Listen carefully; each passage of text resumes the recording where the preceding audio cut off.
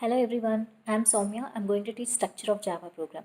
But before going to know the structure of Java program, first we need to know what are the different languages we have and what type of programming language Java is. Coming to C language, it is a structured programming language. That means every program must and should contain at least one function that is nothing but the main function. And C++, it is a partially object oriented. That means contains both class as well as function also. That's why here you can see the syntax class followed by main function. If it if we want only structured program, we can simply remove this class. If we want object oriented, we can simply include this class. But coming to Java, it's a fully object oriented. That means in each and every program, class is mandatory. That's why we are writing main function within class itself. And coming to structure, here I'm just taking a small program. So as we said, class is mandatory for every program. Here I'm writing a class. Within this class, I'm defining main function. So unlike C and C++, here the main syntax is different. We are declaring it as public static void main. See here, if you observe in C language, the main can be written as int main, in C++ also int main, but coming to Java, it is public static void main. So we should know what are these keywords and what is the significance of these keywords in the program. So coming to public, so it is one of the access specifier. So public is nothing but it's a public property anyone can access. So actually why we are declaring main as public means, so main is a function, right? So if it is a function, someone should call that function, then only that function will be executed. So now we are not calling main function, then who will call the main function, right? So in every program, operating system will call this main function. So operating system resides somewhere in our system, but coming to main, it is available in your package. So if operating system wants to access your main function, you should declare your main function as public. Then only the operating system can access this function. And coming to static. So just to tell the static usage, just let us consider this example. So within this class here, I'm declaring two functions here. One is this and the other one is this2, which is declared it as static. And in class B, I just want to access these two functions. So this can be accessed using the object OB, but this2 can be accessed directly using the class name A. Why? Because this2 you are declaring it as static.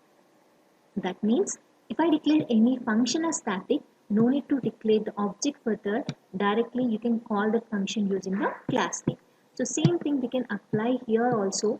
Main you're declaring as static. Who will call this main function? Operating system. So while calling this main function, operating system doesn't need any object as you are declaring main function as static. So simply you need to pass your class name, that means my program, and it can call the function like myprogram.main. So to reduce the burden for operating system, you're declaring a main function as static. And coming to void, you're not returning anything to operating system, that's why it is void.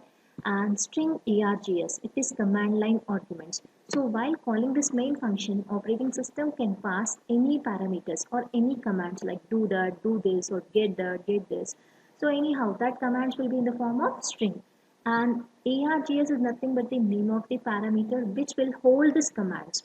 And here in place of args, you can write any variable name. Why? Because it's a user defined variable name. And coming to printing function, here we are using println, just like in C you're using C printf function, in C++ you're using cout object.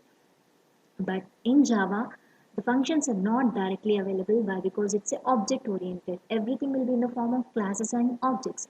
So this function is available inside the object called out, and this object can be created using the class called system. That's why you're writing system.out.println, and whatever the message you print here, that will be printed directly on the command prompt. And coming to file name, so here they have used the name of the class as the file name. So why? Because, so as we said, the operating system needs your class name, right? So to call this main function, operating system needs your class name. So generally most of the people used to do like this. So they used the class name as file name, but it's not mandatory. You can save your file with any name. Just let us consider one example. See, here I'm writing my program, but I'm saving this as Soumya.java. And now here you can observe, instead of args, I'm writing abc, but we'll see whether it works or not. We'll try to compile this program. The name of the program is Soumya.java. So simply java c space, see, I'm able to compile this program. Now if I execute this using Soumya, I'll get the error. What is the error?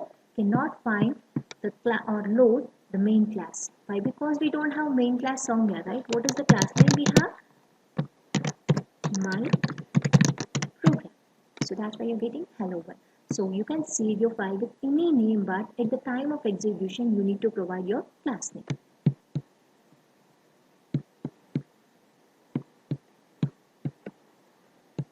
Thank you.